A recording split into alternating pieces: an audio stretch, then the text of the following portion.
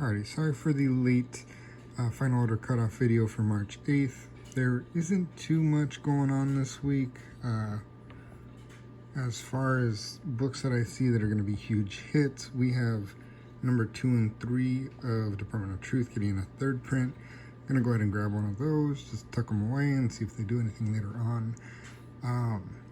Department of Truth number 6 gets a pretty cool sepia toned reprint.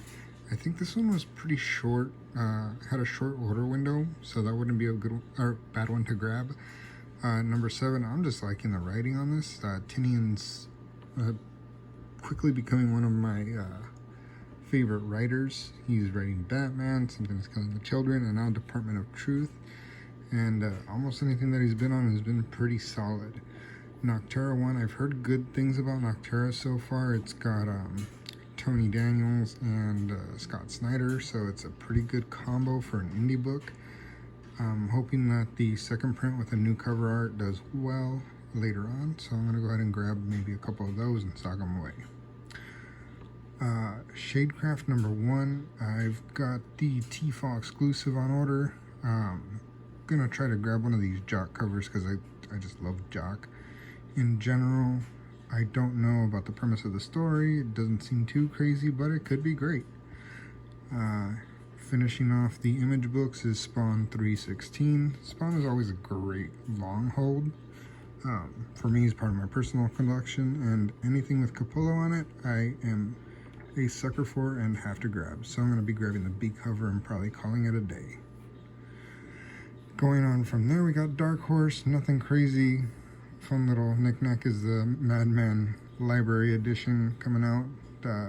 He's one of the featured characters in crossover from Image Comics.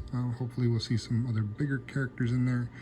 But as far as Dark Horse, there's not much going on. Same with IDW, My Little Pony, and Usagi Yojimbo. Those are some pretty niche characters in books, but they aren't some of mine. Marvel has only a couple things going on.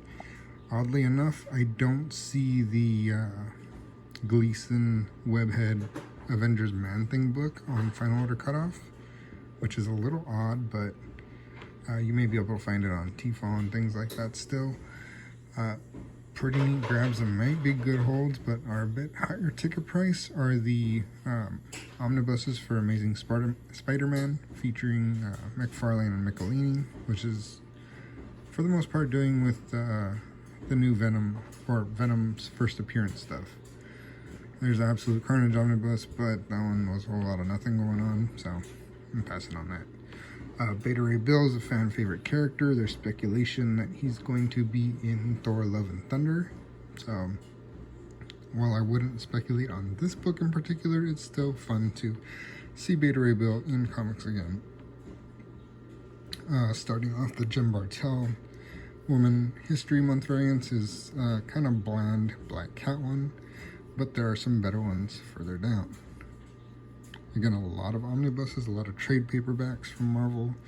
There's a nice King in Black Ghost Rider featuring the native Ghost Rider, female Ghost Rider. Got a cool Fire Eye thing going on there. My favorite one of the Women in History Months, though, is the Silk cover in kind of a pretty cool, what'd you call it, casual getup.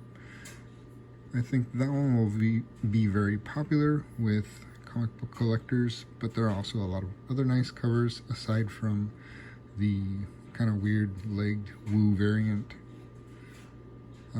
Bunch of Star Wars trade paperbacks. There's some reprints for the High Republic issues that have been hot, but the number 2 and number 3 haven't really popped off, so I'm going to be staying away from that.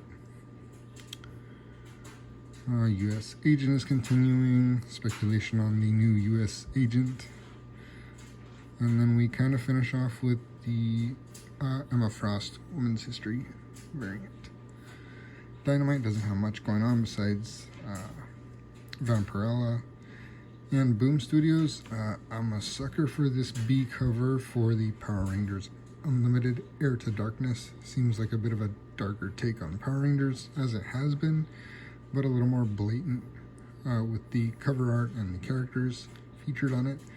It has a bit of a higher cover price, but I have high hopes for it, and we'll probably be grabbing that B cover.